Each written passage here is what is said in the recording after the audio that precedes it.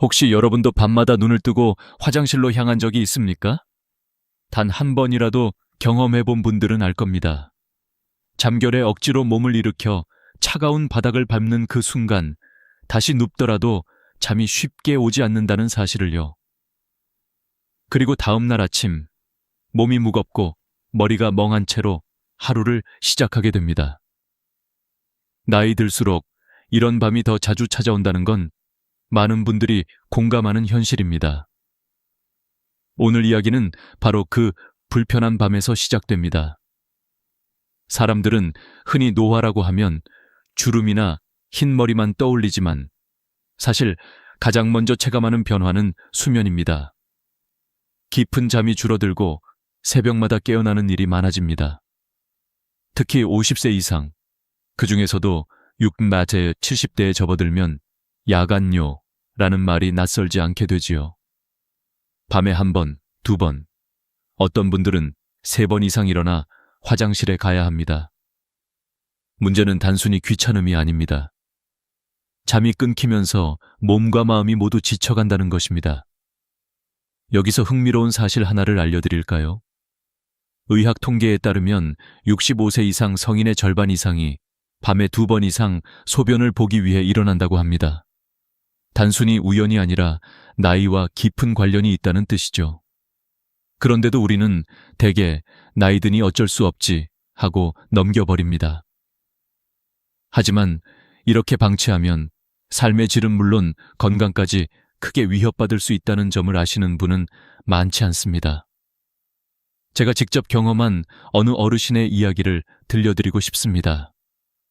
72세의 김모 선생님은 늘 활발하게 동네를 걷고 사람들과 어울리는 분이었는데 몇 년 전부터 밤마다 4-5번 화장실을 가면서 낮에는 늘 졸음과 피로에 시달리게 되었습니다. 결국 외출도 줄고 사람 만나는 것도 부담스러워졌습니다. 불면과 피로가 우울감으로 이어지자 표정까지 달라지더군요. 이런 사례는 결코 드물지 않습니다. 잠은 우리 몸의 회복 시간입니다. 뇌는 낮 동안 쌓인 정보를 정리하고 기억을 강화하며 면역계는 다시 충전됩니다. 그런데 야간요로 인해 수면이 여러 차례 깨지면 이런 회복 과정이 끊어집니다. 여러분도 경험하셨겠지만 2-3번만 깨도 아침에 전혀 상쾌하지 않지요. 낮 동안 집중력은 떨어지고 심장은 더 빨리 피곤해지고 면역력은 점점 약해집니다. 이쯤에서 잠시 생각해 보세요. 왜 우리는 나이가 들수록 이렇게 자주 깰까요? 단순히 물을 많이 마셔서 그런 걸까요? 아니면 신장에 문제가 있어서일까요? 여기에는 우리가 미처 몰랐던 몸의 깊은 변화가 숨어 있습니다. 그리고 바로 그 변화를 이해하는 것이 문제 해결의 첫걸음이 됩니다. 아직 이야기는 본격적으로 시작도 하지 않았습니다. 오늘 이 영상을 끝까지 보신다면 단순한 상식이 아니라 실질적인 해결의 실마리를 얻으실 수 있을 겁니다. 단지 귀찮음을 줄이는 차원이 아니라 남은 인생의 밤을 어떻게 보내야 할지에 대한 중요한 열쇠가 될 수 있습니다. 혹시라도 지금 에이, 그냥 참으면 되지 하고 계시다면 오늘 이야기를 들은 뒤에는 아마 생각이 달라지실 겁니다. 저는 지금부터 여러분께 단순히 의학적인 설명만 드리려는 게 아닙니다. 저 역시 어른들과 함께 살아오면서 직접 겪은 사례들, 수많은 분들의 경험담, 그리고 그 속에서 얻은 깨달음을 함께 나누고 싶습니다. 지식과 체험이 어우러질 때 비로소 우리의 마음은 움직이고 새로운 습관을 시작할 용기를 얻을 수 있기 때문입니다. 혹시 지금 이 영상을 보고 계신 분들 중에도 어젯밤 3번 이상 일어나신 분 계십니까? 그 피곤함을 떠올리며 이제는 좀 달라지고 싶다는 마음이 드신다면 오늘 이야기는 바로 여러분을 위한 것입니다. 지금부터는 우리가 흔히 놓치고 있는 진짜 원인, 그리고 누구나 따라 할 수 있는 작은 변화들을 하나씩 풀어가겠습니다. 이 첫 부분을 통해 여러분께 꼭 전하고 싶은 건 단 하나입니다. 야간요는 결코 피할 수 없는 운명이 아니라는 것, 그리고 해결의 실마리는 의외로 가까운 곳에 있다는 것입니다. 앞으로 이어질 이야기를 끝까지 들어보신다면 오늘 밤이 어제와 다를 수 있다는 희망을 느끼실 수 있을 겁니다. 밤마다 반복되는 화장실 행군. 그 근본적인 이유는 과연 무엇일까요? 많은 분들이 단순히 물을 많이 마셔서 그렇다고 생각하지만 의학적으로는 전혀 다른 이유가 숨어 있습니다. 이 부분을 이해하지 못하면 아무리 생활 습관을 바꾸고 약을 먹어도 근본적인 해결이 어렵습니다. 그래서 지금부터는 우리 몸 안에서 일어나는 변화를 차근차근 들여다보겠습니다. 첫 번째 이유는 바로 호르몬의 변화입니다. 우리 몸에는 바소프레신이라고 불리는 항인효 호르몬이 있습니다. 이 호르몬은 신장에서 수분을 다시 흡수해 소변량을 줄여주는 역할을 합니다. 특히 밤에 많이 분비되어 우리가 자는 동안 소변이 과도하게 만들어지지 않도록 조절해줍니다. 덕분에 젊을 때는 밤새 화장실에 가지 않고 푹 잘 수 있었던 겁니다. 하지만 나이가 들면서 바소프레신 분비량이 줄어들기 시작합니다. 결과적으로 낮과 밤의 소변량 차이가 줄어들고 밤에도 계속 방광이 차올라 우리를 깨우게 됩니다. 두 번째 이유는 방광 자체의 변화입니다. 방광은 고무풍선처럼 늘어났다 줄어들며 소변을 저장합니다. 젊을 때는 탄력이 좋아 많은 양을 버틸 수 있습니다. 하지만 나이가 들면 방광 근육의 탄력이 떨어지고 벽이 두꺼워지거나 섬유화되면서 저장할 수 있는 용량이 줄어듭니다. 게다가 신경이 예민해져 소변이 조금만 차도 강한 요일을 느끼게 됩니다. 마치 바람이 덜 들어간 풍선이 작은 압력에도 쉽게 찢어지는 것처럼요. 그래서 낮보다 밤에 더 자주, 더 강하게 화장실 신호를 느끼게 되는 겁니다. 세 번째 이유는 체액, 재분배 현상입니다. 낮 동안에는 우리가 서 있거나 앉아 있기 때문에 중력의 영향으로 혈액과 체액이 다리 쪽에 많이 모입니다. 그래서 종아리나 발이 붓는 경험을 하시는 분도 많지요. 그런데 밤에 누우면 다리에 고여있던 체액이 다시 전신으로, 특히 신장으로 이동합니다. 갑자기 많은 양의 체액이 신장에 몰리면서 소변이 더 많이 생성되고 결국 밤새 화장실을 가게 되는 것입니다.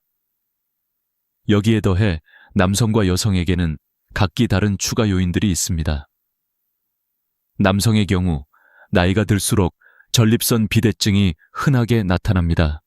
전립선이 커지면 요도가 눌리면서 방광이 자주 수축하고 결과적으로 잦은 배뇨를 유발합니다. 여성은 폐경 이후 여성 호르몬 감소로 방광과 요도의 점막이 약해지고 방광 근육의 기능도 떨어져 요일을 더 자주 느끼게 됩니다.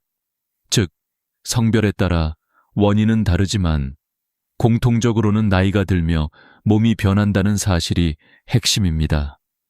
이쯤에서 의학 연구 한 가지를 소개해드리겠습니다.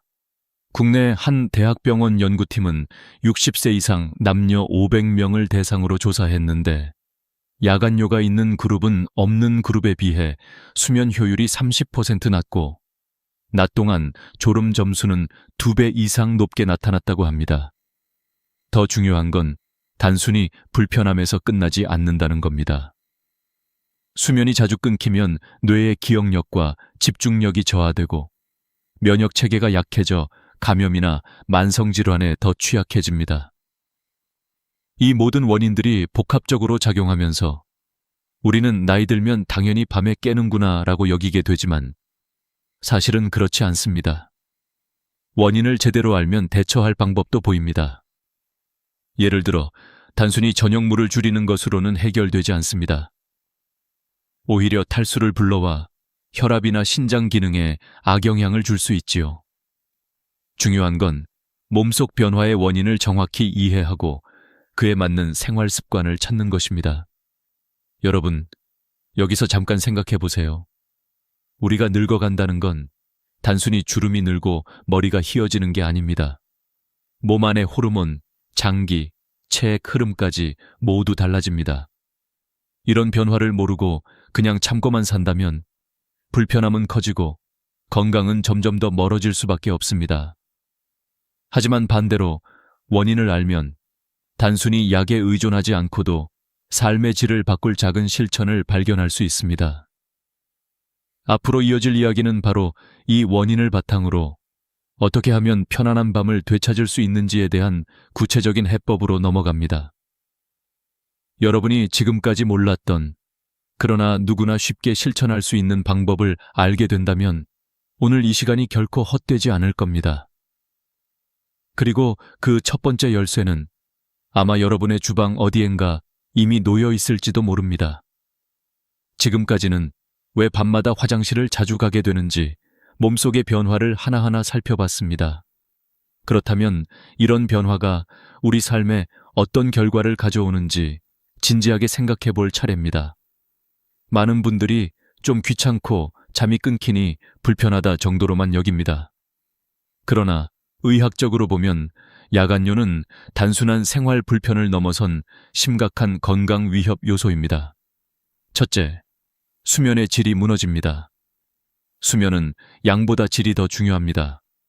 깊은 잠, 즉 렘 수면과 비렘 수면을 통해 뇌와 몸은 회복합니다. 그런데 밤에 두세 번, 심한 분은 네다섯 번 일어난다면 이 회복 주기가 완전히 끊어집니다. 잠들 때마다 얕은 수면에서 다시 시작해야 하니 뇌가 깊은 단계로 내려갈 기회를 잃습니다. 실제로 연구에 따르면 밤에 3번 이상 깨는 사람은 그렇지 않은 사람보다 기억력 검사 점수가 20% 낮았다고 합니다. 둘째, 낮 동안의 피로가 극심해집니다. 아침에 눈을 떴을 때 상쾌하지 않다는 느낌, 점심시간 이후 눈꺼풀이 무겁게 내려앉는 경험, 여러분도 해보셨을 겁니다. 수면이 중간에 끊기면 체내 에너지가 충분히 채워지지 않아 하루 종일 무기력해집니다. 나이가 들수록 체력 회복 속도가 느려지기 때문에 이 피로는 쉽게 쌓여 만성화됩니다. 결국 활동량이 줄고 활동이 줄면 다시 밤에 수면이 더 불안정해지는 악순환에 빠지게 됩니다. 셋째, 사고 위험이 커집니다. 야간뇨로 인해 어두운 밤에 여러 번 일어나면서 낙상 위험이 급격히 올라갑니다. 실제로 국내 노인병원 응급실 통계에 따르면 밤에 화장실을 가다 넘어져 다치는 비율이 전체 노인 낙상의 30% 이상을 차지한다고 합니다. 골반이나 대퇴골 골절은 회복이 어렵고 노인의 삶을 송두리째 바꿔놓을 수 있는 심각한 결과로 이어집니다. 한번 넘어져 수술을 받으면 그 후로는 걷는 것 자체가 두려워져 활동 방향이 크게 줄어듭니다. 넷째, 정신 건강에도 적신호가 켜집니다. 잠이 부족하면 뇌의 신경 전달 물질 균형이 깨져 우울감과 불안을 더 쉽게 느끼게 됩니다. 실제로 우울증 환자의 절반 이상은 수면 장애를 동반한다고 알려져 있습니다. 반대로 야간뇨가 심한 분들도 우울감과 짜증, 무기력함을 호소하는 경우가 많습니다. 밤마다 제대로 자지 못하니 사는 게 힘들다라는 말, 생각보다 많은 어르신들이 하십니다. 다섯째, 장기적인 건강 악화로 이어집니다. 수면이 부족하면 면역력이 떨어져 감기에 잘 걸리고 고혈압, 당뇨, 심장질환 같은 만성질환의 위험도 높아집니다. 한 해외 연구에서는 야간뇨가 있는 고령자 그룹이 그렇지 않은 그룹보다 5년 내 심혈관 질환 발병률이 1.5배 높게 나타났습니다. 결국 밤마다 화장실 가는 것은 결코 사소한 문제가 아니라 전신 건강의 경고등일 수 있다는 겁니다. 저는 실제로 한 노부부를 인터뷰한 적이 있습니다. 남편은 전립선 문제로 밤마다 5번 이상 깼고 아내는 그때마다 함께 깨서 간호하느라 피곤했습니다. 결국 두 분 모두 낮에 늘 지쳐있고 대화도 줄고 생활 만족도가 크게 떨어졌습니다. 그분이 하신 말씀이 아직도 기억납니다. 우리가 함께 늙어가는데 잠을 잘 못 자니까 같이 웃는 시간이 줄어드는 게 가장 힘들다. 단순히 한 사람의 문제가 아니라 가족 전체의 행복에도 영향을 미친다는 점, 우리는 잊지 말아야 합니다. 이쯤 되면 질문이 생깁니다. 그렇다면 이런 심각한 문제를 어떻게 풀 수 있을까? 약을 먹으면 될까? 병원에만 의존해야 할까? 물론 의료적 도움도 필요하지만 우리가 스스로 바꿀 수 있는 습관과 선택이 있습니다. 바로 그 부분에서 의외의 열쇠가 등장합니다. 흔히 간식으로만 생각했던 한 과일이 사실은 우리의 밤을 되살려줄 수 있는 힘을 가지고 있습니다. 앞으로 이어질 이야기는 여러분께 조금 놀랍고 동시에 희망적인 전환점이 될 것입니다. 자, 이제 본격적인 해법의 문을 열 시간입니다. 지금까지는 왜 나이가 들수록 밤에 자주 깨는지, 그리고 그것이 얼마나 심각한 문제인지 살펴보았습니다. 그렇다면 여기서 중요한 질문은 이것입니다. 과연 이 불편을 줄이고 다시 숙면을 되찾을 수 있는 방법이 있을까? 의외로 답은 멀리 있지 않습니다. 바로 여러분의 부엌, 흔히 바구니 속에 들어있는 노란 과일, 바나나입니다. 바나나는 단순한 간식이 아닙니다. 사실 그 속에는 우리 몸이 편안하게 잠들 수 있도록 돕는 영양소들이 가득 담겨 있습니다. 첫 번째로 눈여겨볼 것은 칼륨과 마그네슘입니다. 칼륨은 세포의 전해질 균형을 유지해 근육과 신경의 흥분을 조절합니다. 마그네슘은 근육을 이완시키고 신경계를 안정시켜 자연의 진정제라고 불립니다. 방광 근육이 과도하게 긴장하면 소변을 충분히 저장하지 못해 조금만 차도 요일을 느끼게 되는데, 이 두 가지 미네랄은 그 긴장을 완화해 방광을 더 안정적으로 만들어줍니다. 실제로 일본의 한 연구에서는 마그네슘 섭취가 배뇨 횟수를 줄이고 수면 시간을 늘리는데 긍정적인 효과를 보였다고 보고했습니다. 둘째, 바나나는 소화에 큰 부담을 주지 않습니다. 밤에 수박이나 참외처럼 수분 많은 과일을 먹으면 소변이 늘어나기 쉽습니다. 하지만 바나나는 수분 함량이 적당하고 소화 흡수가 원활해 방광에 불필요한 부담을 주지 않습니다. 오히려 적당한 당분과 식이섬유가 몸의 에너지를 부드럽게 공급하며 안정감을 줍니다. 셋째, 바나나에는 트립토판이라는 아미노산이 풍부합니다. 이 성분은 우리 몸에서 세로토닌과 멜라토닌으로 전환됩니다. 세로토닌은 흔히 행복 호르몬이라고 불리며 기분을 안정시켜줍니다. 멜라토닌은 수면 호르몬으로 알려져 우리 몸의 생체 리듬을 조절하고 깊은 잠을 유도합니다. 나이가 들수록 바소프레신 호르몬이 줄어드는 문제를 바나나 속 트립토판이 간접적으로 보완해주는 셈입니다. 실제 임상시험에서도 바나나를 포함한 트립토판 풍부 식품을 섭취한 그룹이 그렇지 않은 그룹보다 수면 시간이 길고 중간에 깨는 횟수가 줄었다는 결과가 있습니다. 넷째, 심장과 신경계에도 도움을 줍니다. 바나나는 혈압을 조절하는 데 중요한 역할을 하며 심장의 박동을 안정시켜줍니다. 심장이 편안해야 숙면도 가능합니다.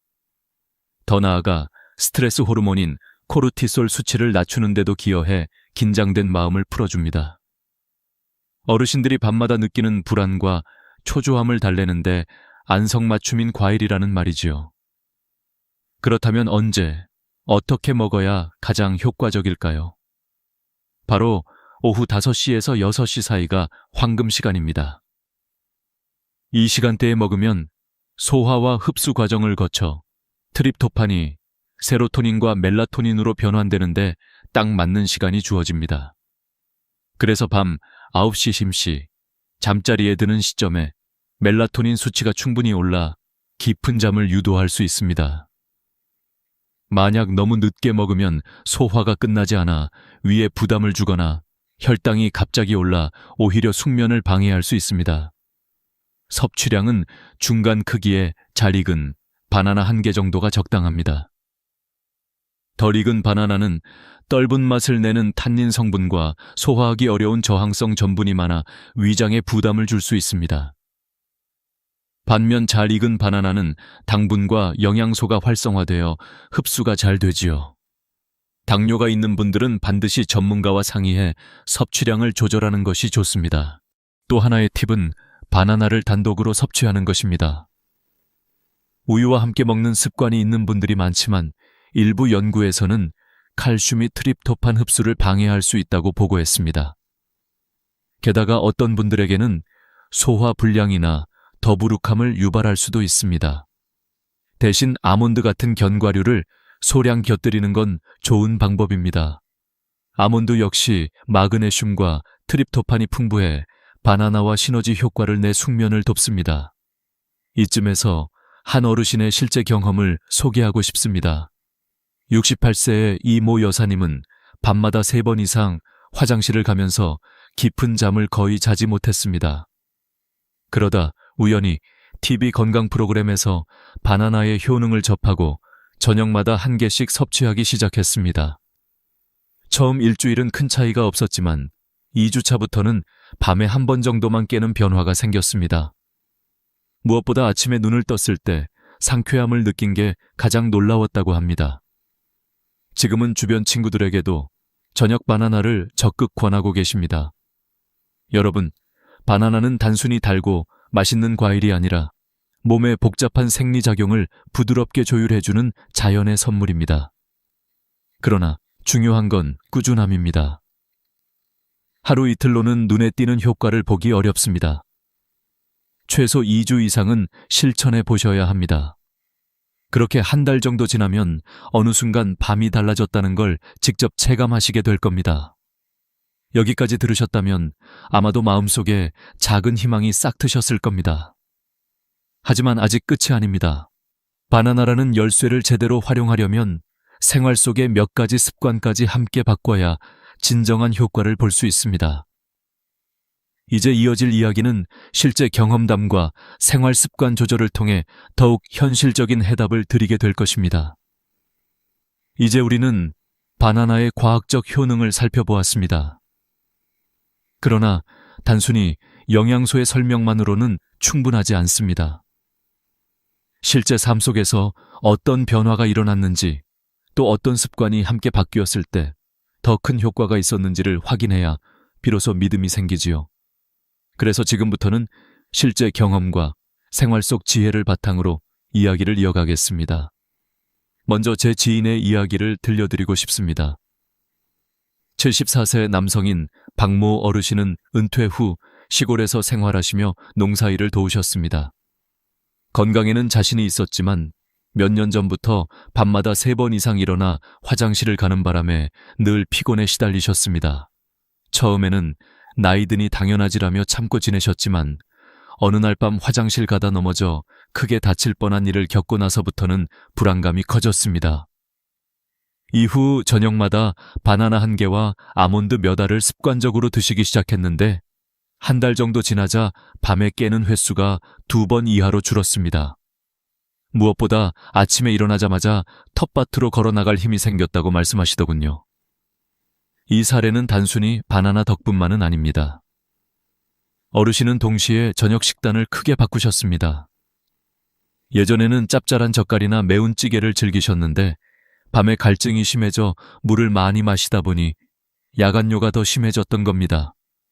그래서 저녁에는 담백한 국과 나물, 구운 생선 위주로 바꾸고 수분 섭취는 주로 낮에 하셨습니다.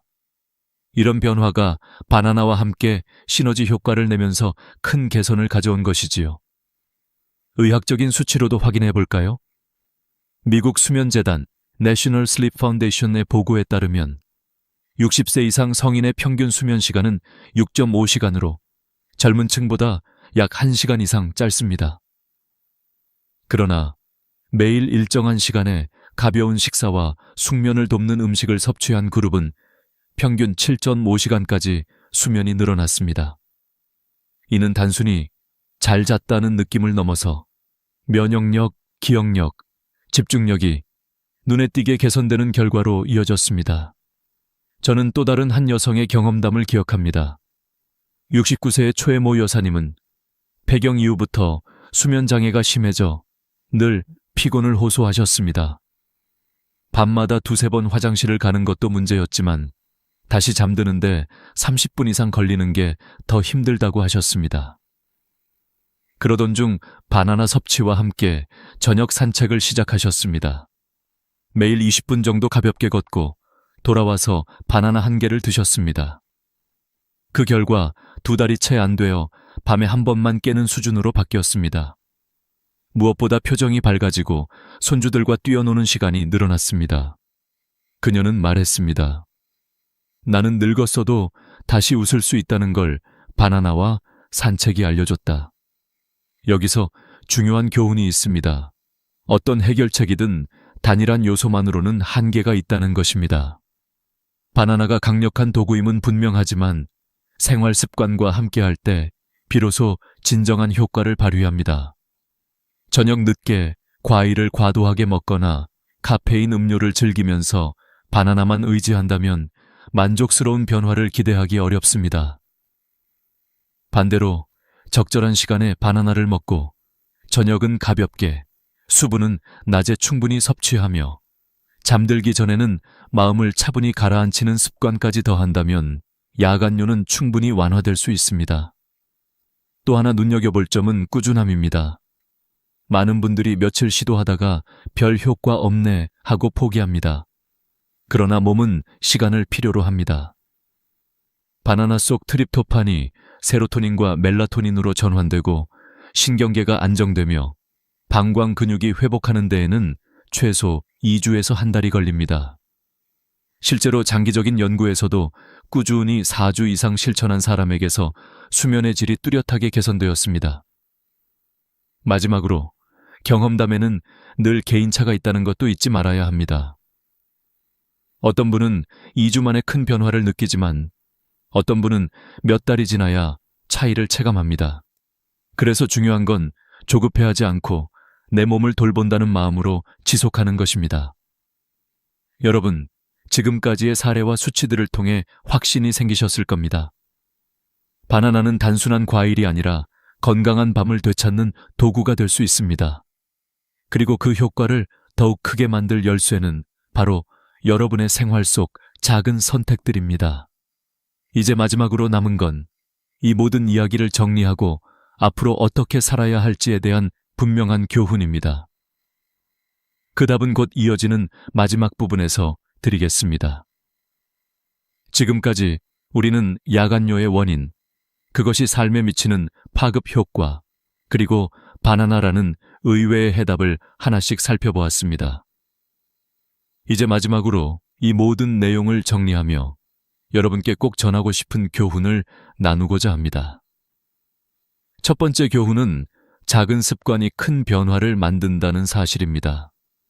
많은 분들이 건강 문제를 해결하려면 거창한 방법이나 비싼 약이 필요하다고 생각합니다.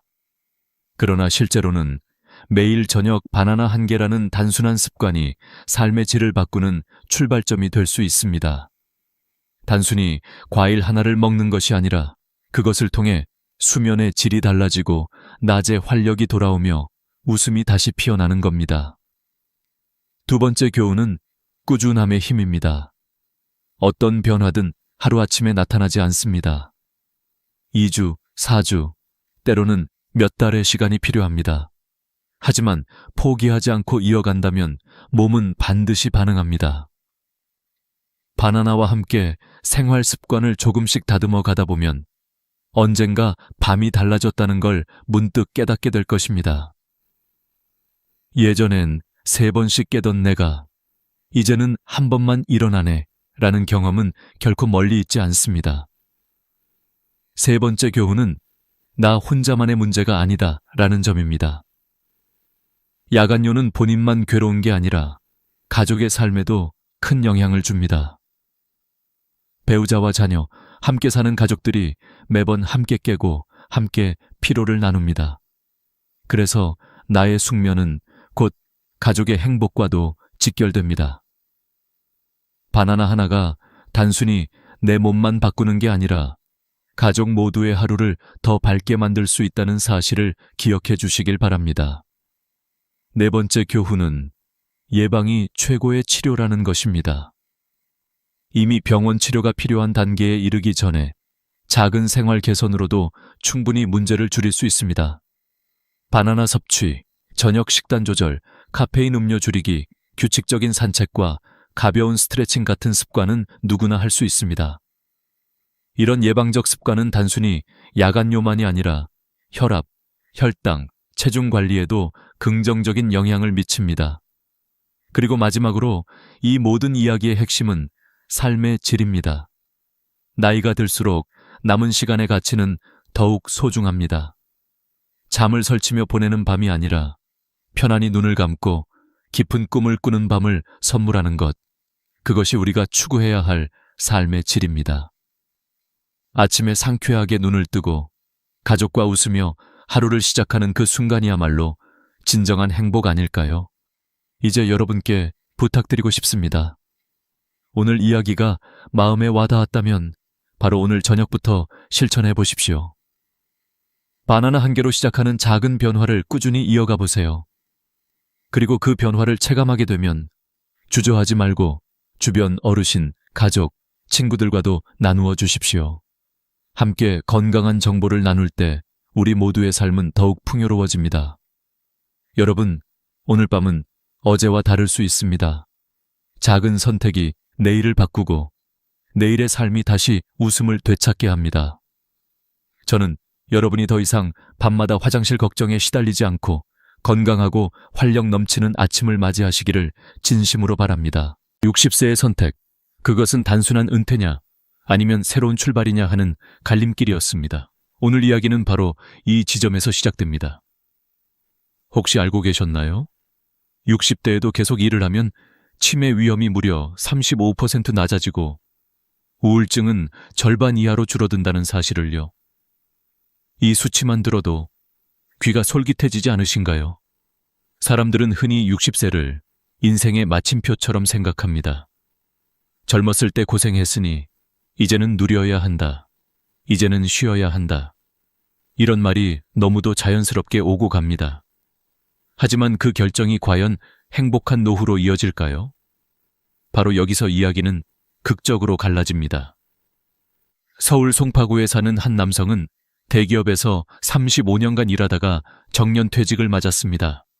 그는 퇴직금을 받아두었고 연금도 어느 정도 있었기에 이제는 골프도 치고 여행도 다니며 여유롭게 살리라 다짐했습니다. 반대로 경기도 안양의 한 여성은 간호사로 일하다가 명예퇴직을 하고 잠시 쉬었지만 뭔가 허전하다는 마음에 다시 파트타임으로 일을 시작했습니다.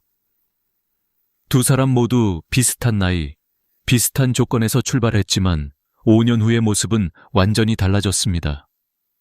처음엔 은퇴한 분이 훨씬 더 행복해 보였습니다. 늦잠도 자고 하고 싶던 여행도 다니고 오랜 취미인 골프도 즐겼습니다. 그러나 1년, 2년이 지나자 그의 표정은 점점 어두워졌습니다. 하루가 너무 길다고, 눈을 떠도 할 일이 없다고, 심지어는 누구와 이야기할 기회조차 줄어들었다고 고백했습니다. 즐겁던 여행은 어느새 귀찮음으로 바뀌었고 친구들과의 골프 약속도 점점 사라져갔습니다. 무엇보다도 체력이 빠르게 떨어지고 기억력도 약해지는 걸 스스로 느끼게 되었습니다. 반면 다시 일을 시작한 여성은 상황이 정반대였습니다. 요양원에서 어르신들을 돌보고 젊은 직원들과 교류하면서 매일 새로운 자극을 받았습니다. 아침에 일어날 이유가 생기니 하루가 바쁘고 총실했고 몸은 피곤할 때도 있었지만 그 피곤함은 활력으로 바뀌었습니다. 누군가에게 도움이 된다는 감각, 내가 아직 필요하다는 자부심은 단순한 돈 이상의 보람을 주었습니다. 이처럼 같은 나이에 비슷한 조건에서 출발했지만 선택 하나가 삶의 방향을 송두리째 바꿔놓은 것입니다. 바로 여기서 우리는 한 가지 중요한 질문을 던지게 됩니다. 내가 60세가 되었을 때 어떤 길을 선택할 것인가? 단순히 쉼을 선택할 것인가? 아니면 새로운 의미를 찾을 것인가? 이 이야기를 듣는 여러분 중에도 이미 60대를 지나고 계신 분이 있을 것이고 이제 곧 다가올 분들도 계실 겁니다. 지금 당장은 여유와 쉼이 달콤하게 들릴 수 있습니다. 하지만 눈앞의 편안함이 5년 뒤, 10년 뒤에 나를 어떤 모습으로 만들지 생각해 본 적이 있으신가요? 은퇴 직후의 행복은 길지 않습니다. 목적과 리듬이 사라지면 허무와 공허가 찾아옵니다.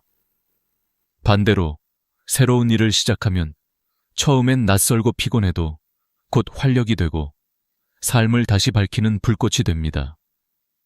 저는 실제로 수많은 어르신들을 만나면서 이 차이를 똑똑히 보아왔습니다.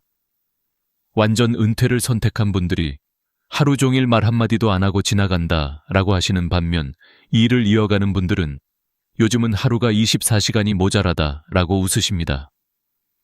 같은 시간, 같은 나이, 그러나 완전히 다른 삶. 이것이 바로 60세의 갈림길이 주는 놀라운 대비입니다.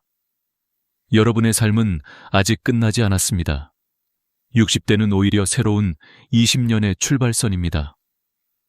평균 수명이 80세를 넘어선 지금, 이 20년을 어떻게 보낼지가 바로 내 행복과 건강을 좌우합니다. 그래서 오늘 이야기는 단순히 일을 하라, 쉬어라의 문제가 아닙니다. 어떻게 나답게 살 것인가, 어떻게 의미 있게 이어갈 것인가 라는 훨씬 더 본질적인 질문입니다. 지금 이 순간 여러분께서도 아마 스스로에게 묻게 되실 겁니다.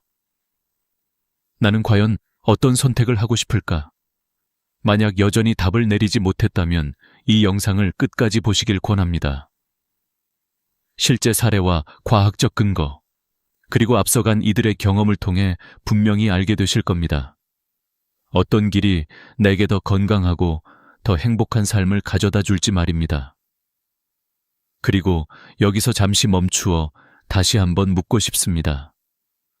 만약 오늘 당신의 선택이 10년 후 건강과 행복을 결정한다면 지금 무엇을 선택하시겠습니까? 이 질문이 바로 우리 이야기를 시작하는 열쇠입니다. 5년이라는 시간은 길지 않은 것 같지만 은퇴 후 삶에서는 결정적인 변화를 만들어냅니다. 같은 조건에서 출발한 사람들이 단지 다른 선택을 했다는 이유만으로 완전히 다른 길을 걷게 된다는 사실은 우리 모두에게 깊은 울림을 줍니다. 여기서 저는 실제로 만난 분들의 이야기를 들려드리려 합니다. 이야기를 따라가다 보면 아마도 여러분 자신이나 주변 사람들의 모습과 겹쳐 보일지도 모릅니다. 서울 송파구의 이철수 씨, 그는 대기업에서 35년을 근무하고 60세에 정년퇴직을 맞았습니다. 젊은 시절에는 늘 바쁘게 달렸고 언제나 피곤했습니다. 그래서 은퇴를 하던 날 그는 드디어 해방감을 느꼈습니다. 아내와 함께 여행도 다니고 배우지 못했던 골프도 시작했습니다. 처음 1년 동안은 행복 그 자체였습니다. 하지만 그 행복은 오래가지 않았습니다. 시간이 갈수록 그의 표정은 어두워졌고 하루가 끝없이 길다고 느끼기 시작했습니다. 아침에 일어나도 할 일이 없으니 늦게까지 침대에 누워있고 텔레비전 앞에 앉아 시간을 보냈습니다. 그렇게 하루가 반복되자 어느 순간부터는 내가 왜 사는 걸까? 라는 생각이 들었다고 합니다. 이와는 달리 경기도 안양의 박미숙 씨는 다른 선택을 했습니다. 간호사로 30년을 일하고 명예퇴직을 한 후 2년 정도 쉬었습니다. 하지만 마음 한편이 공허했습니다. 그래서 그녀는 요양원에서 파트타임 일을 시작했습니다. 처음에는 단순히 용돈벌이로 생각했지만 시간이 지나면서 그 일은 그녀의 삶을 완전히 바꾸어 놓았습니다. 어르신들과 대화하며 얻는 따뜻한 교감, 젊은 동료들과 나누는 웃음, 그리고 매일 아침 일어나야 하는 이유. 그 모든 것이 삶에 활력을 불어넣었습니다. 부산에 사는 정모 어르신은 평생을 중소기업 사장으로 바쁘게 살다가 63세에 사업을 정리했습니다. 도시를 떠나 전남 순천으로 내려가 조용한 시골 생활을 시작했습니다. 텃밭을 가꾸고 자연 속에서 살면서 여유를 만끽했습니다. 그러나 시간이 흐르자 그는 사람을 만날 기회가 줄어들었고 하루 종일 말 한마디도 하지 않는 날이 많아졌습니다. 택배기사가 유일한 대화 상대가 될 정도였다고 고백했습니다. 처음엔 웃으며 말했지만 그 웃음에는 쓸쓸함이 묻어 있었습니다. 반대로 대전의 김영순 씨는 전업주부로 평생을 살다가 62세에 제과제빵을 배우기 시작했습니다. 그리고 작은 빵집에서 아르바이트를 하게 되었습니다. 처음으로 내 이름으로 월급을 받아봤다라며 얼마나 행복한지 말했습니다. 빵집 문을 열고 단골 손님들이 안녕하세요 라고 인사할 때 그녀는 진정으로 자신이 필요한 사람이라는 느낌을 받았습니다. 그 순간은 평생 가족을 위해서만 살던 그녀에게 커다란 의미였습니다. 이 네 사람의 공통점은 무엇일까요? 바로 경제적으로도 건강 상태로도 비슷한 조건에서 출발했다는 것입니다. 그러나 단지 다른 선택으로 인해 그들의 삶은 극적으로 갈라졌습니다. 5년이 지난 지금 완전한 은퇴를 택한 사람은 점점 무기력해졌고 반대로 일을 이어간 사람은 활력을 찾았습니다. 삶의 리듬은 달라졌고 건강과 정신 상태는 크게 차이가 났습니다. 이쯤에서 우리는 반드시 물어야 합니다. 왜 이렇게 다른 결과가 나타난 걸까요? 단순히 성격 차이일까요? 아니면 운명일까요? 아닙니다. 그 차이는 바로 일상 속에서 어떤 선택을 했는가에서 비롯된 것입니다. 하루를 어떻게 보낼 것인지, 무엇을 목표로 삼을 것인지, 누구와 어울릴 것인지, 이런 작은 결정들이 쌓이고 쌓여 결국 5년, 10년 후에 큰 차이를 만들어내는 것입니다. 저는 이 사례들을 직접 보면서 느낀 점이 있습니다. 쉬면 좋겠다라는 생각은 단기적으로는 맞습니다. 그러나 장기적으로 보면 그것이 오히려 삶을 무너뜨릴 수도 있다는 것입니다. 반대로 조금이라도 일을 이어가야겠다라는 마음은 처음엔 힘들어 보여도 결국 삶을 더 빛나게 만들었습니다. 우리가 흔히 생각하는 은퇴의 이미지, 즉 여행과 여가, 자유와 쉼은 오래가지 못합니다. 목적 없는 자유는 곧 공허함으로 변합니다. 반대로 일을 이어간 사람들은 건강에도 놀라운 변화를 겪었습니다. 생활 리듬이 규칙적으로 유지되니 체력도 좋아졌고 뇌를 꾸준히 사용하다 보니 기억력과 집중력도 향상되었습니다. 무엇보다도 내가 아직도 사회에 필요한 사람이다 라는 자존감이 그들의 눈빛을 바꾸었습니다. 활기찬 웃음, 바쁜 하루를 즐기는 표정, 그리고 의미 있는 삶을 살고 있다는 만족감. 그것은 돈으로 살 수 없는 보물이었습니다. 여러분은 지금 어떤 선택을 준비하고 계십니까? 은퇴 후의 삶을 생각할 때 단순히 쉼만을 꿈꾸고 있지는 않습니까? 아니면 새로운 일을 통해 활력을 얻을 준비를 하고 계십니까? 이 질문은 단순한 선택이 아니라 앞으로 남은 20년을 결정하는 중요한 열쇠입니다. 다음 이야기에서는 왜 과학적으로도 이런 차이가 나타나는지 그 근거를 구체적으로 살펴보겠습니다. 왜 어떤 사람은 은퇴 후 활력이 넘치고 또 어떤 사람은 급격히 무기력해질까요? 그 차이는 단순한 기분 탓이 아니라 과학적으로도 증명된 사실입니다. 실제로 서울대학교 의과대학에서 진행한 연구 결과에 따르면 60세 이후에도 어떤 형태로든 일을 이어간 노인들은 그렇지 않은 노인들보다 신체적, 정신적 건강이 훨씬 더 뛰어났습니다. 수치로 보면 더 놀라운데 일을 계속한 그룹은 근감소증 발생률이 40% 낮았고 치매 위험은 35% 감소했으며 우울증 발생률은 절반 이하였습니다. 이건 단순한 통계가 아니라 삶을 지탱하는 핵심 근거입니다. 첫 번째 이유는 삶의 리듬과 목적의식입니다. 인간은 본래 일정한 주기 속에서 안정감을 느끼도록 만들어져 있습니다. 아침에 일어나 하루를 시작하고 작은 목표를 세우고 그것을 달성하며 저녁에 하루를 정리하는 과정은 단순한 습관이 아니라 뇌와 몸이 건강하게 돌아가는 메커니즘입니다. 그런데 은퇴 후 모든 일정이 사라지면 이 리듬이 깨집니다. 처음에는 자유롭다고 느끼지만 곧 허무감과 무기력이 찾아옵니다. 반대로 일을 계속하면 비록 바쁘고 피곤할지라도 아침에 일어날 이유가 생깁니다. 만날 사람, 해결할 과제, 달성할 목표가 존재한다는 사실만으로 삶은 활력을 얻습니다. 두 번째 이유는 뇌의 자극입니다. 뇌과학 연구에서는 뇌는 사용하지 않으면 퇴화한다 라는 원칙이 반복해서 확인됩니다. 일을 한다는 것은 곧 뇌를 끊임없이 사용하는 것입니다. 문제 해결, 대화, 새로운 기술 습득, all of this는 뇌세포를 자극하여 신경망을 강화합니다. 예를 들어 앞서 말했던 박미숙 씨는 요양원에서 새로운 의료기기를 배우고 다양한 성격의 어르신들과 소통하며 젊은 동료들의 문화까지 이해하게 되었습니다. 이 모든 것이 뇌에게는 신선한 자극이었고 덕분에 기억력과 판단력이 오히려 더 날카로워졌습니다. 반면 은퇴 후 아무런 자극 없이 반복되는 생활에 갇힌 사람은 기억력 저하와 집중력 감소를 피하기 어렵습니다. 세 번째 이유는 사회적 연결입니다. 인간은 본래 사회적 존재입니다. 누군가와 연결되어 있다는 감각은 정신 건강의 핵심입니다.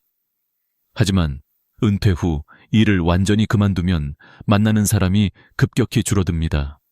가족을 제외하면 대화 상대가 거의 없어지고 외로움과 고립이 찾아옵니다. 이 고립은 우울증의 가장 큰 원인 중 하나입니다. 반대로 일을 이어가는 사람은 동료, 고객, 학생 혹은 지역사회와 끊임없이 연결됩니다. 그 속에서 웃음이 생기고 대화가 이어지고 소속감이 회복됩니다. 이 작은 연결이 정신 건강을 지켜주는 강력한 방패가 됩니다. 네 번째 이유는 경제적 안정감입니다. 60대 이후의 경제적 불안은 많은 노인들이 겪는 큰 스트레스 요인입니다. 연금만으로는 생활비가 부족하거나 예기치 못한 의료비가 발생할 수 있습니다. 그런데 한 달에 50만 원이든 100만 원이든 꾸준한 소득이 있으면 마음이 훨씬 안정됩니다. 단순히 돈 때문만이 아니라 자녀에게 경제적으로 의존하지 않아도 된다는 자존감이 생깁니다. 게다가 지금의 추가 소득은 70대나 80대, 정말 일을 할 수 없게 되었을 때의 대비가 됩니다.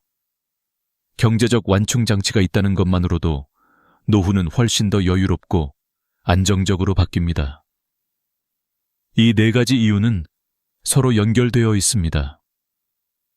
경제적 안정감이 있으면 마음이 편안해지고, 편안한 마음은 사회적 관계를 즐길 수 있게 하며, 그 과정에서 뇌는 자극을 받고 규칙적인 일상이 유지되니 건강이 강화됩니다.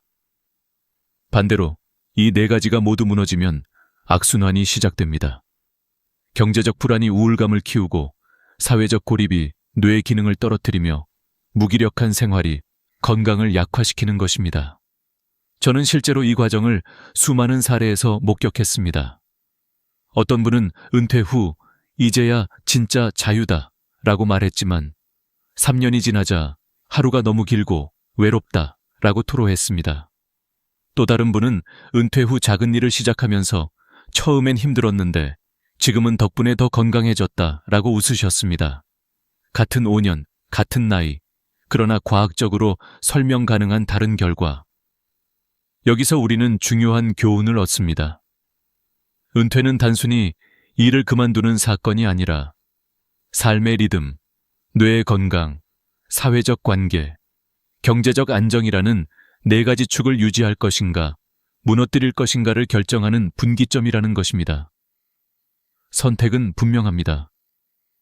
쉬고만 있으면 이 네 가지가 모두 무너지고 적절히 일을 이어가면 네 가지가 모두 강화됩니다. 이제 여러분에게 묻겠습니다. 만약 당신의 뇌 건강, 체력, 인간관계, 그리고 경제적 안정이 모두 연결된 문제라면 어떤 선택을 하시겠습니까? 단순히 돈을 벌기 위해서가 아니라 스스로를 지키기 위해서라도 지금 바로 작은 일을 이어가는 것이 필요하지 않을까요? 다음 이야기에서는 단순한 과학적 이유를 넘어서 왜 일이 단순한 노동이 아니라 삶의 의미를 다시 세우는 힘인지 깊이 탐구해 보겠습니다. 일이라는 것은 단순히 돈을 벌기 위한 수단이 아닙니다. 특히 60세 이후의 삶에서 일은 존재 그 자체의 의미를 새롭게 정의합니다. 왜냐하면 사람은 누구나 나는 여전히 필요하다라는 감각이 있어야만 건강한 정신을 유지할 수 있기 때문입니다. 우리는 어린 시절부터 학교와 직장이라는 공동체 속에서 목표와 역할을 가지고 살아왔습니다. 그런데 은퇴와 함께 이 모든 역할이 사라지면 마치 인생에서 자신의 자리가 사라진 것 같은 공허함이 찾아옵니다. 그렇다면 일을 계속한다는 것은 단순히 경제 활동을 하는 것이 아니라 나라는 존재의 가치를 다시 확인하는 과정입니다. 실제로 저는 요양원에서 일하는 한 60대 여성을 만난 적이 있습니다. 그녀는 명예퇴직 후 처음에는 편안함을 즐겼지만 곧 마음이 허전했다고 말했습니다. 그런데 다시 일을 시작하면서 삶이 완전히 달라졌습니다. 어르신들에게 필요한 존재가 되고 젊은 직원들과 소통하며 세대 간 교류를 경험하니 매일이 활력이 되었습니다. 그녀는 누군가에게 도움이 된다는 것이 이렇게 큰 행복인지 몰랐다라고 말했습니다. 이것이 바로 일의 진짜 의미입니다. 또 다른 예로 빵집에서 아르바이트를 하는 한 60대 여성은 손님들이 오늘도 맛있어요 라고 말할 때마다 큰 보람을 느낀다고 했습니다. 평생 가족을 위해 살았던 그녀에게 처음으로 내가 직접 사회와 연결되어 있다는 경험은 눈부신 깨달음이었습니다. 그녀의 눈빛은 이전보다 훨씬 더 밝아졌고 스스로를 존중하는 마음도 강해졌습니다. 단순한 시급 이상의 의미, 바로 존재의 가치를 재발견한 것입니다. 이런 사례는 어디에나 있습니다. 누군가는 소규모 카페에서 일하며 하루를 의미 있게 채우고 누군가는 지역 도서관에서 아이들에게 책을 읽어주며 즐거움을 얻습니다.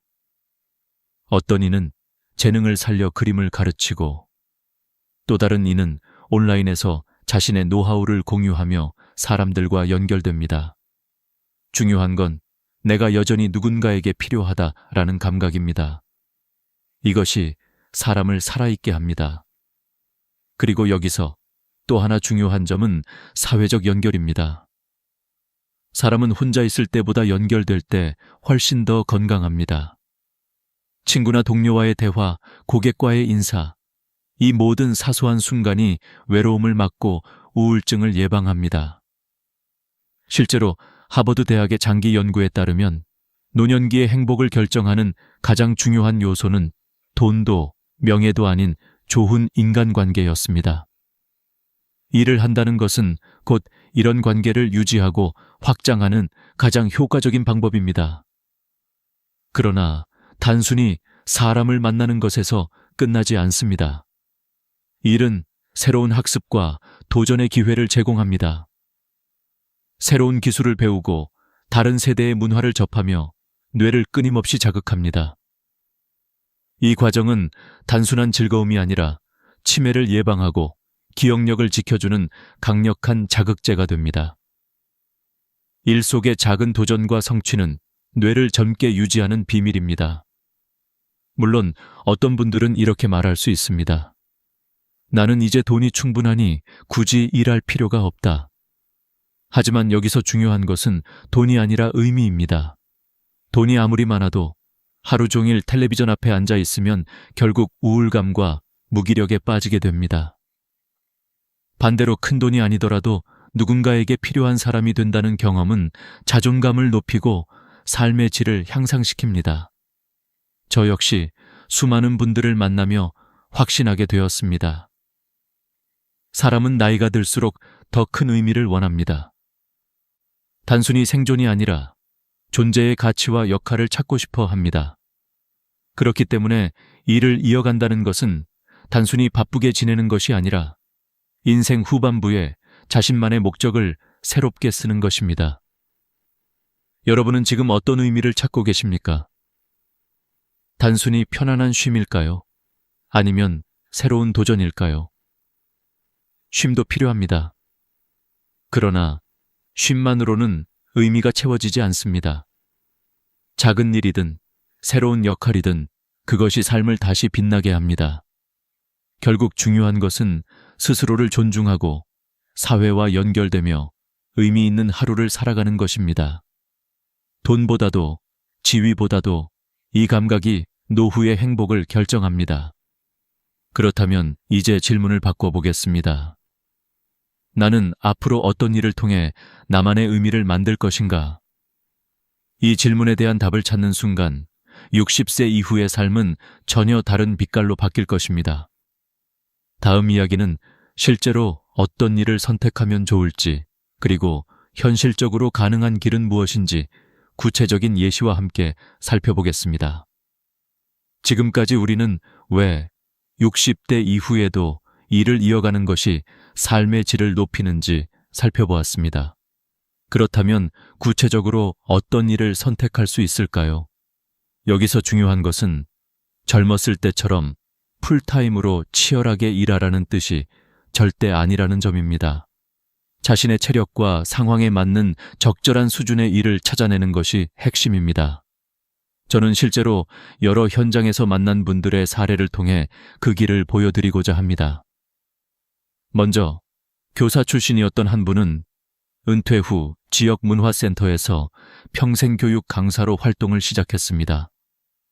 주 2회 강의를 하면서 자신이 쌓아온 지식과 경험을 전하는데 단순한 강의료보다도 누군가에게 여전히 배우고 싶어 하는 사람이 있다라는 사실이 큰 만족감을 주었습니다. 그의 눈빛은 여전히 교단에 설 때와 같은 생기로 가득했습니다. 또 다른 분은 요리를 좋아해서 작은 반찬 가게를 열었습니다. 큰 돈을 벌지는 못했지만 매일 정성껏 만든 음식을 손님에게 건네며 받는 맛있어요 라는 한마디가 삶의 원동력이 되었습니다. 경제적 수익보다 더 값진 것은 바로 사람들과 연결되는 그 순간의 행복이었습니다. 손재주가 있는 분들은 공예품을 만들어 온라인으로 판매하기도 합니다. 요즘은 플랫폼이 잘 발달되어 있어 손쉽게 시작할 수 있습니다. 어떤 분은 뜨개질을 취미로 즐기다가 온라인 쇼핑몰을 열었는데 지금은 전국에서 주문이 들어옵니다. 그는 내 취미가 누군가에게 기쁨을 줄 수 있다니 놀랍다 라고 말했습니다. 또 요즘 주목받는 영역 중 하나는 바로 유튜브와 블로그 같은 온라인 콘텐츠 제작입니다. 60대 이후에도 자신의 경험과 지혜를 나누며 수익을 창출하는 사람들이 늘어나고 있습니다. 예를 들어 대구의 한 목수 출신 어르신은 은퇴 후 DIY 목공 유튜브 채널을 운영하기 시작했습니다. 손주에게 알려주듯 친근하게 설명하는 영상이 인기를 끌면서 구독자가 10만 명을 넘어섰습니다. 광고 수익도 생겼지만 무엇보다 자신이 평생 쌓아온 기술이 여전히 사람들에게 도움이 된다는 사실이 큰 자부심을 주었습니다. 반려동물을 좋아하는 분은 펫시팅 서비스를 시작했습니다. 강아지를 산책시키고 돌보며 집에서만 지내던 시간을 사회와 연결되는 기회로 바꾸었습니다. 이 일은 체력적으로 큰 부담이 없으면서도 사회적 교류와 경제적 보람을 동시에 줍니다. 여러분도 생각해 보십시오. 꼭 돈이 되는 일이 아니더라도 내가 좋아하는 것, 내가 잘하는 것을 활용할 수 있다면 그것이 바로 새로운 기회가 될 수 있습니다. 중요한 것은 내가 의미를 느낄 수 있는 일이어야 한다는 점입니다. 그리고 현실적인 팁을 드리자면 처음부터 큰 계획을 세울 필요는 없습니다. 하루 4시간, 주 3일 정도만 시작해 보십시오. 몸이 힘들지 않으면서도 삶의 리듬을 만들 수 있는 수준입니다. 이 원칙을 지키면 피로는 최소화하면서 활력은 극대화할 수 있습니다. 실제로 많은 분들이 이 방식으로 일하며 예전보다 더 건강해졌다라고 말했습니다. 또 하나 중요한 것은 가족의 지지입니다. 자녀들이 이제 좀 쉬세요라고 말할 수 있습니다. 그러나 그럴 때는 돈 때문이 아니라 건강 때문이야. 의사도 활동이 치매 예방에 좋다고 했어 라고 설명해 보십시오. 가족들이 부모님의 선택을 이해하고 응원해 주는 것만으로도 큰 힘이 됩니다. 정부와 사회의 지원 제도도 적극 활용할 수 있습니다. 고용노동부의 신중년 경력형 일자리 사업은 전문성을 가진 분들에게 맞춤형 일자리를 제공합니다. 각 지방자치단체에서도 시니어 클럽이나 노인 일자리 센터를 통해 다양한 프로그램을 운영하고 있습니다. 창업을 원하는 분들은 신중년 창업지원센터에서 교육부터 자금까지 도움을 받을 수 있습니다. 온라인 구인구직 사이트에서도 60세 이상 전용 채용 정보가 많아졌습니다. 기회를 찾으려는 의지만 있다면 선택지는 생각보다 훨씬 넓습니다. 결국 중요한 것은 마음가짐입니다. 일은 돈벌이가 아니라 새로운 시작의 도구입니다. 내가 즐길 수 있고, 내가 의미를 느낄 수 있으며, 나를 성장시키는 활동이라면 그 자체가 보석 같은 노후의 자산이 됩니다. 자, 이제 여러분께 질문합니다. 만약 내일 당장 하루 4시간, 주 3일 할 수 있는 일이 주어진다면 여러분은 어떤 일을 선택하시겠습니까? 작은 대답이 큰 변화를 만듭니다. 다음 이야기에서는 이 모든 여정을 마무리하며 우리가 꼭 기억해야 할 마지막 교훈을 함께 나누겠습니다. 이제 마지막으로 우리는 지금까지의 이야기를 정리하고 여러분의 삶에 직접적으로 적용할 수 있는 교훈을 나누려 합니다. 다시 한번 강조하고 싶은 것은 60대는 결코 끝이 아니라 새로운 시작이라는 점입니다. 평균 수명이 80세를 넘어선 시대에 60대는 여전히 20년 이상이 남아있는 인생의 황금기입니다. 그러나 그 20년이 활력과 의미로 채워질지 아니면 외로움과 무기력으로 흐를지는 지금의 선택에 달려 있습니다. 저는 실제로 수많은 은퇴자들을 만나면서 뚜렷한 패턴을 보았습니다. 완전히 쉼을 택한 분들은 처음에는 행복해 보였지만 시간이 지날수록 점점 무너졌습니다. 체력은 빠르게 떨어지고 대화 상대가 줄어들며 기억력도 예전 같지 않았습니다. 반대로 작은 일이라도 이어간 분들은 활기가 넘쳤습니다. 하루를 시작할 이유가 있었고 누군가와 연결되어 있었으며 자신이 여전히 가치 있는 존재라는 확신이 있었습니다. 결국 이 두 길은 5년, 10년이 지나면서 엄청난 차이를 만들었습니다. 과학도 이를 뒷받침합니다. 이를 이어간 사람들은 근육 감소율이 낮았고 치매 위험도 줄었으며 우울증에 걸릴 확률도 절반 이하였습니다. 단순히 체력과 정신 건강뿐만 아니라 경제적 안정감과 사회적 관계까지 지켜낼 수 있었습니다. 삶의 리듬을 유지하고 뇌를 끊임없이 자극하며 사람들과 관계를 맺고 적절한 수입까지 확보하는 것, 이것이 바로 일의 4가지 선물입니다. 물론 모든 사람이 똑같은 길을 갈 필요는 없습니다. 어떤 이는 더 이상 몸이 따라주지 않을 수도 있고, 어떤 이는 평생 고생했으니 이제는 쉬고 싶을 수도 있습니다. 중요한 것은 쉼조차도 준비가 필요하다는 사실입니다. 단순히 텔레비전 앞에서 시간을 흘려보내는 것이 아니라 독서 모임에 참여하거나 봉사활동을 하거나 취미활동을 이어가며 삶의 의미를 채워야 합니다. 쉼을 택한다면 그것이 의미 있는 쉼이 되어야만 합니다. 이제 여러분께 3가지 질문을 드리고 싶습니다. 첫째, 여러분은 지금 어떤 선택을 준비하고 계십니까?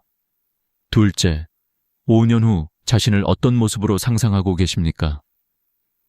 셋째, 오늘부터 당장 시작할 수 있는 작은 변화는 무엇일까요?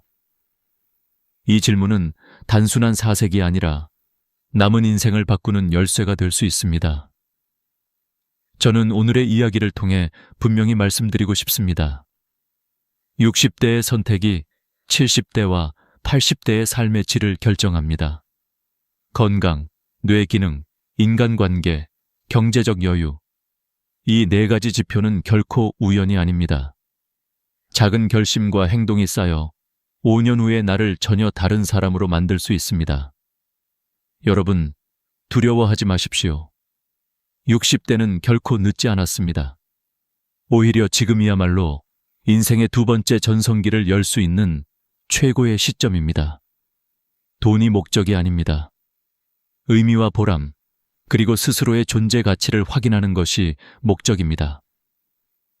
작은 일이든 새로운 도전이든 그것이 여러분의 삶을 다시 빛나게 할 것입니다. 오늘의 이야기가 여러분의 마음에 작은 불씨가 되기를 바랍니다. 혹시 아직도 망설이고 계신다면 이번 주에 단 한 가지라도 시도해 보십시오. 하루 4시간, 주 3일의 원칙으로 내가 좋아하는 일 하나를 찾아 시작해 보십시오.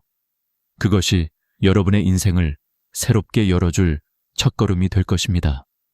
마지막으로 여러분의 이야기도 듣고 싶습니다.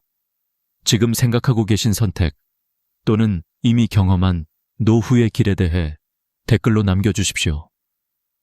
서로의 이야기가 또 다른 이에게는 큰 힘이 될 수 있습니다.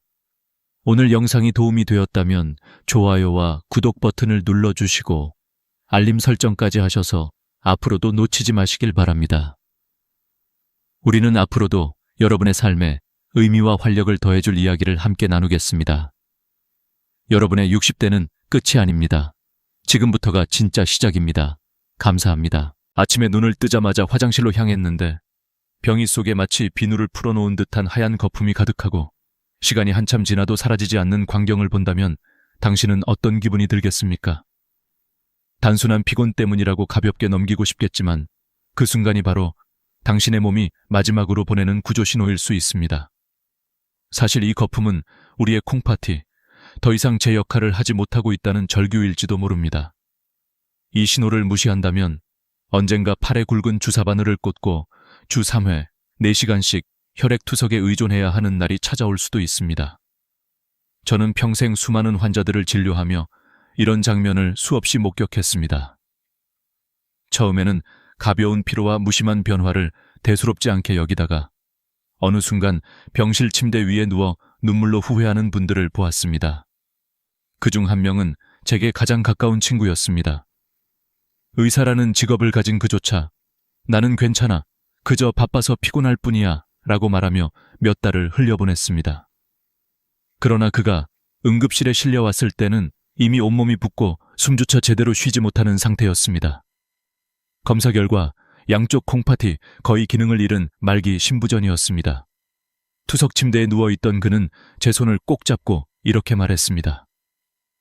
내가 그때 내 말을 들었더라면 단순한 거품이라 생각했던 게 내 인생을 이렇게 무너뜨릴 줄 몰랐다.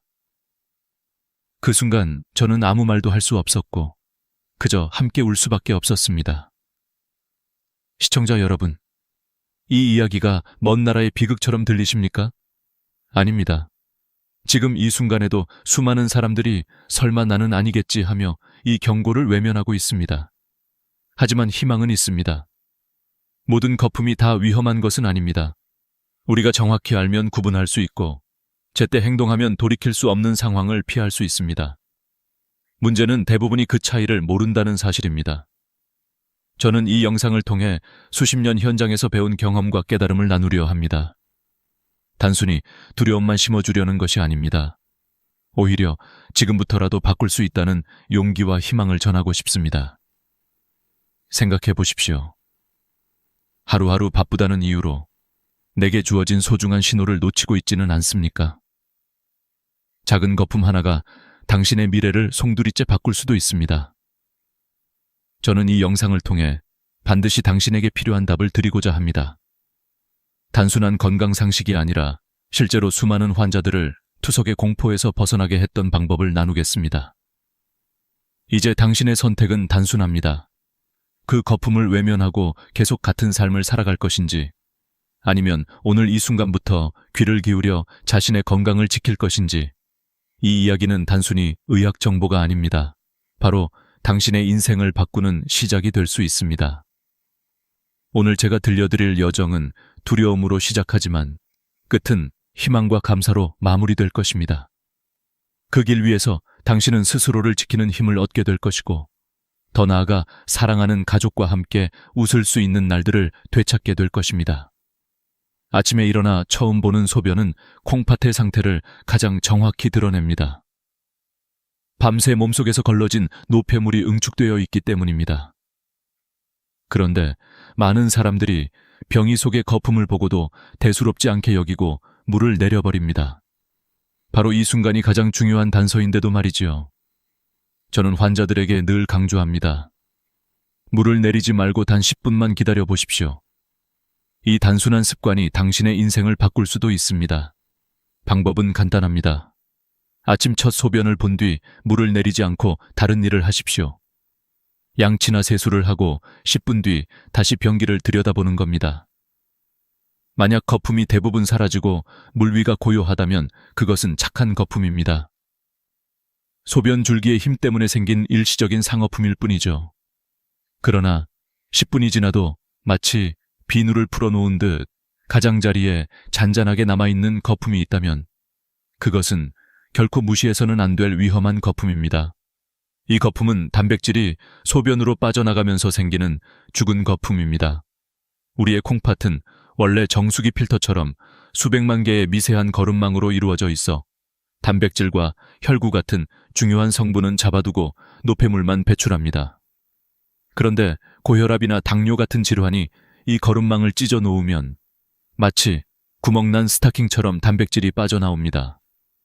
바로 그 단백질이 소변의 표면 장력을 바꾸어 잘 사라지지 않는 거품을 만드는 것입니다. 저는 이때 반드시 사진을 찍어두라고 권합니다. 환자 스스로 휴대폰으로 남긴 기록은 무엇보다 강력한 증거가 되기 때문입니다.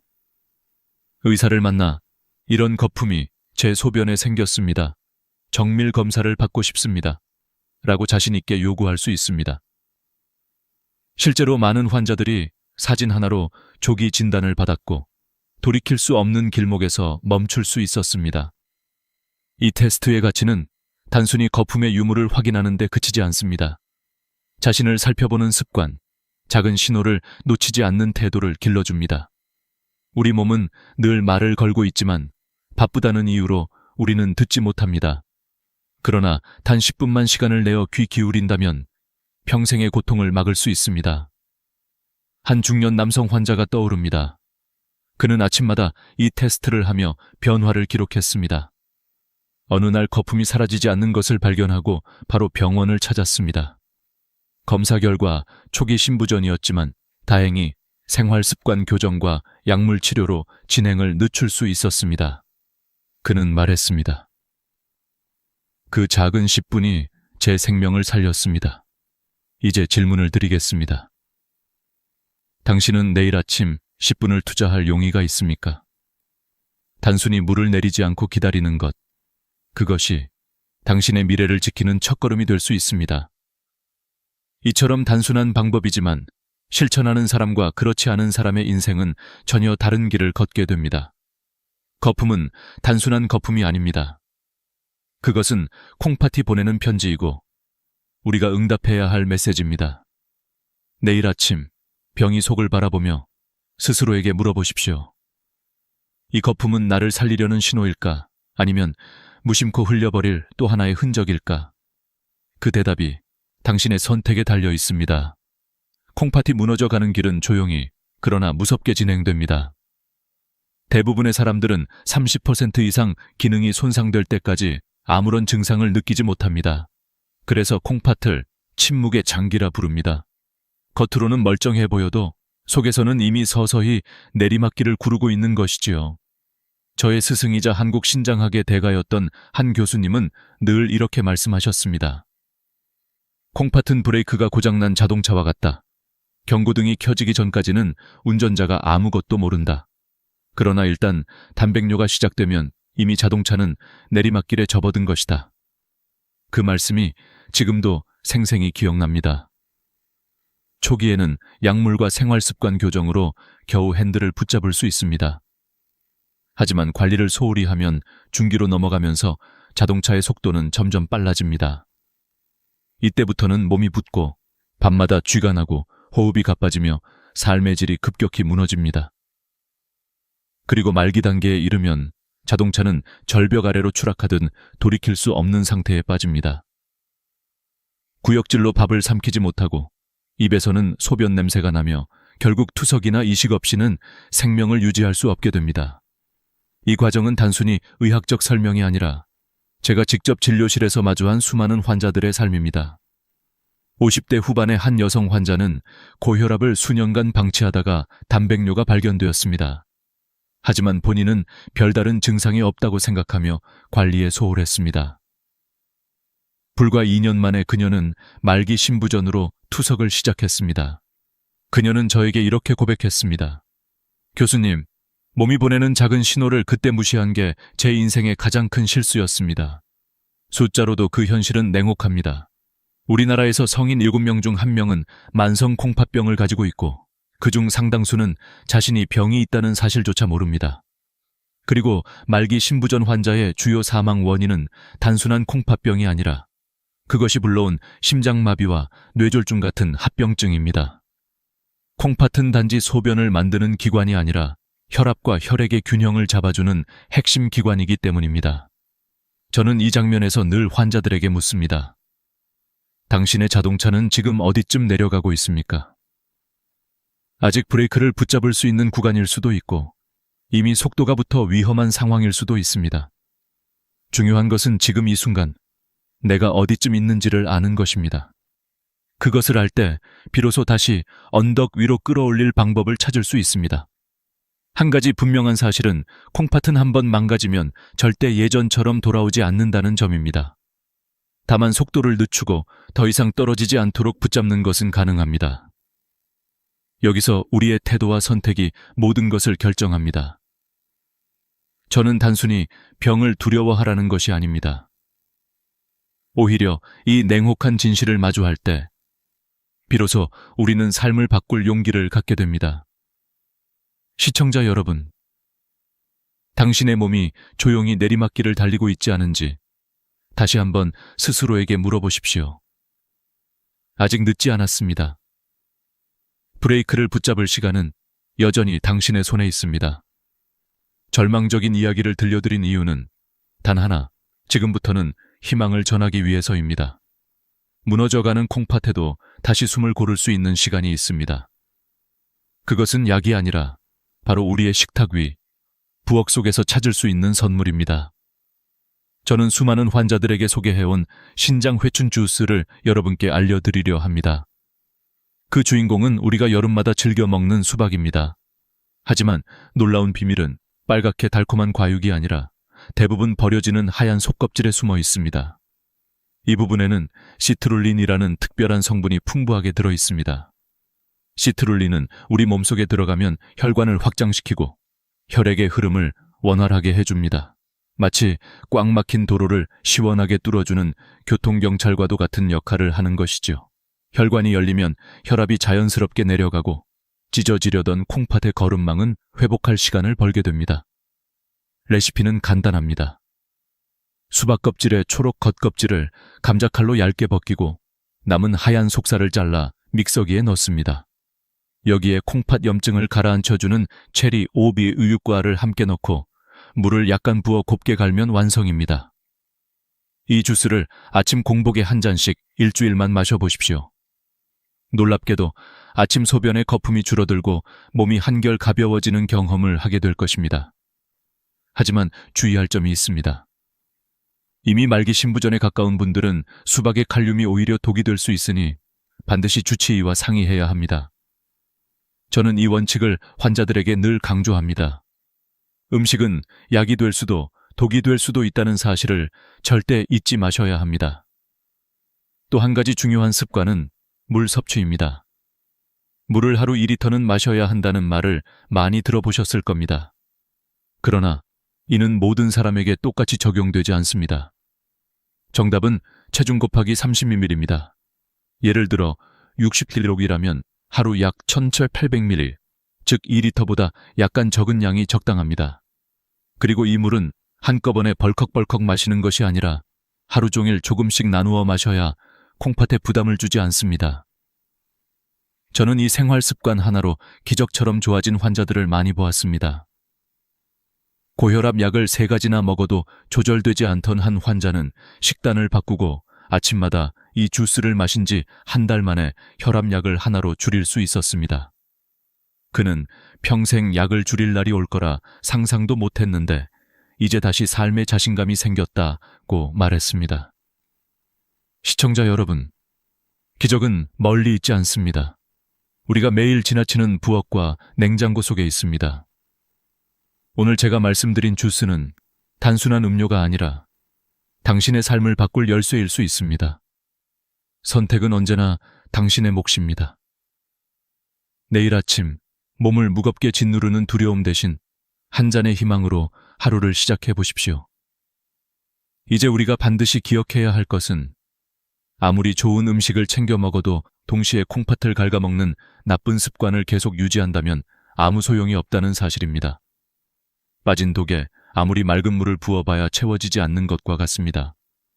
저는 환자들에게 늘 말합니다. 콩팥을 지키고 싶다면 먼저 콩팥 도둑을 내쫓으라. 오늘은 3가지 콩팥 도둑을 공개하겠습니다. 첫 번째 도둑은 바로 짠 국물과 찌개입니다. 한국 사람들은 뜨끈한 국물을 마셔야 밥을 먹은 것 같다고 생각합니다. 그러나 그 한 그릇 속에는 소금이 무려 2,000미권 이상 들어있을 때가 많습니다. 하루 권장량의 대부분을 단숨에 넘기는 셈이지요. 소금은 콩팥의 섬세한 거름망을 거칠게 긁어내는 자갈과 같습니다. 매일 국물을 들이켜는 것은 콩팥에 매일 돌멩이를 던지는 것과 다름없습니다. 이제는 국물은 밥만, 건더기 위주로 먹는 습관을 들이십시오. 처음엔 밍밍해도 혀는 금세 적응합니다. 두 번째 도둑은 가공식품과 인스턴트 음식입니다. 햄, 소시지, 라면, 과자. 바쁘고 간편해서 자주 찾게 되지만 그 속에는 보이지 않는 인 성분이 가득합니다. 이는 원래 뼈를 구성하는 좋은 성분이지만 과도하게 섭취하면 콩팥에 쌓여 기능을 망가뜨리고 오히려 뼈를 약하게 만듭니다. 장을 볼 때 반드시 성분표를 확인하십시오. 공장에서 만든 편리한 음식 대신 자연 그대로의 재료를 선택하는 것이 콩팥을 살리는 길입니다. 세 번째 도둑은 과도한 단백질입니다. 나이가 들수록 근육을 유지하려면 단백질이 필요합니다. 그러나 이미 콩팥이 약해진 사람에게는 과한 단백질이 치명적 독이 됩니다. 단백질이 소화되면 요산이 생기는데 이것을 걸러내는 곳이 바로 콩팥이기 때문입니다. 지친 콩팥에게 계속 무거운 짐을 지우는 셈입니다. 정답은 체중 1kg당 0.8개. 예를 들어 60kg이라면 하루 약 50끼 적당합니다. 붉은 고기보다는 두부, 콩, 흰살 생선 등 콩팥에 부담이 덜한 단백질을 고르십시오. 이 3가지를 멀리하면 신장은 비로소 숨을 쉴 수 있습니다. 그리고 여기에 또 하나의 작은 습관을 더한다면 놀라운 변화가 찾아옵니다. 그것이 바로 발목 펌프 운동입니다. 밤마다 화장실을 들락거리느라 잠을 설친 환자에게 저는 약 대신 이 운동을 처방했습니다. 침대에 누워 발목을 몸쪽으로 힘차게 당겼다가 다시 바닥 쪽으로 쭉 뻗는 동작을 반복하는 것, 단 5분이면 충분합니다. 이렇게 하면 다리에 몰린 혈액과 수분이 심장과 콩팥으로 올라가 잠들기 전에 불필요한 수분이 소변으로 배출됩니다. 실제로 한 여성 환자는 이 습관을 한 달간 지킨 뒤 10년 만에 처음으로 밤새 깨지 않고 숙면을 취했다고 눈물을 흘리며 감사했습니다. 그녀는 이제야 살 것 같다고 말했습니다. 단순하지만 강력한 변화는 늘 이렇게 작은 습관에서 시작됩니다. 시청자 여러분, 콩팥 도둑셋을 내쫓고 작은 발목 운동을 더해보십시오. 당신의 밤은 편안해지고 콩팥은 새로운 힘을 얻을 것입니다. 결국 우리의 건강은 거창한 비밀이 아니라 매일 반복되는 습관 속에서 만들어집니다. 오늘 저녁 식탁에서 국물 한 숟갈을 덜어내는 순간 당신의 콩팥은 한숨 돌릴 수 있을 것입니다. 이제 우리는 마지막 여정을 함께하고 있습니다. 그동안 콩팥을 지키는 방법, 피해야 할 습관, 그리고 몸이 보내는 경고 신호까지 이야기했습니다. 그러나 오늘 제가 가장 강조하고 싶은 메시지는 이것입니다. 콩팥 건강은 단순히 소변 문제나 투석 여부에 그치지 않는다는 사실입니다. 콩팥은 우리 몸 전체의 수명과 직결되는 근본입니다. 많은 분들이 고혈압이나 당뇨가 콩팥을 망가뜨린다고만 생각합니다. 맞는 말입니다. 하지만 반대로 콩팥이 망가지면 혈압은 더 오르고 심장과 뇌까지 위협하게 됩니다. 콩팥은 혈압을 조절하는 호르몬을 분비하는데 이 기능이 고장나면 아무리 약을 먹어도 혈압이 잡히지 않습니다. 또한 전해질 균형이 무너지면 부정맥이 생기고 심장이 멈출 수도 있습니다. 실제로 말기 신부전 환자의 주요 사망 원인은 콩팥병 자체가 아니라 합병증인 심장마비와 뇌졸중입니다. 그러므로 콩팥을 지키는 것은 곧 심장과 뇌를 지키는 일입니다. 저는 환자들에게 늘 말합니다. 당신의 콩팥은 당신의 생명, 시계입니다. 그 시계의 태엽이 멈추면 당신의 시간도 멈춥니다. 그렇다면 어떻게 해야 할까요? 답은 어렵지 않습니다. 우리가 이미 이야기한 식단과 습관을 7일간만 실천해 보십시오. 국물 대신 건더기, 가공식품 대신 자연식, 과도한 단백질 대신 균형 잡힌 단백질, 그리고 매일 아침 수박 껍질, 주스 한 잔. 여기에 발목 펌프 운동을 더하면 일주일 후 당신은 몸의 변화를 스스로 느끼게 될 것입니다. 아침 소변에 거품이 줄고 붓기가 빠지고 밤이 편안해질 것입니다. 작은 변화지만 분명한 증거입니다. 그리고 마지막으로 저는 한 가지 비밀을 더 말씀드리고 싶습니다. 그것은 바로 마음가짐입니다. 저는 수많은 환자들을 보며 깨달았습니다. 아무리 좋은 약과 음식을 섭취해도 마음이 불안과 원망으로 가득 차 있으면 병은 쉽게 낫지 않습니다. 반대로 감사와 희망으로 하루를 시작하는 분들은 회복이 훨씬 빠릅니다. 감사하는 마음은 스트레스 호르몬을 줄이고 면역력을 높이는 가장 강력한 치유의 스위치입니다.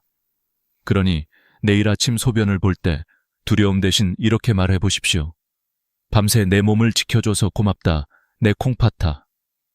그리고 식탁에 앉아 밥을 먹기 전에 잠시 눈을 감고 감사하십시오. 이 작은 습관이 당신이 먹는 한 끼를 진짜 보약으로 바꿔줄 것입니다. 시청자 여러분, 이제 선택은 당신의 몫입니다. 오늘도 무심히 지나칠 것입니까? 아니면 지금부터 행동할 것입니까? 당신의 건강은 병원이 아닌 당신의 부엌에서, 당신의 손끝에서 시작됩니다. 이 영상이 마음에 울림을 주었다면 좋아요와 구독을 눌러주십시오. 그리고 당신이 사랑하는 가족과 친구들에게 꼭 공유해 주십시오. 마지막으로 댓글에 이렇게 다짐해 주십시오. 오늘부터 내 콩팥을 지키겠습니다. 그 약속 하나하나가 모여 더 건강한 사회를 만드는 힘이 될 것입니다. 저는 언제나 이 자리에서 여러분이 투석 없이 스스로의 힘으로 건강하게 살아가시기를 응원하겠습니다. 지금까지 여러분의 평생 주치의 이소연이었습니다. 감사합니다.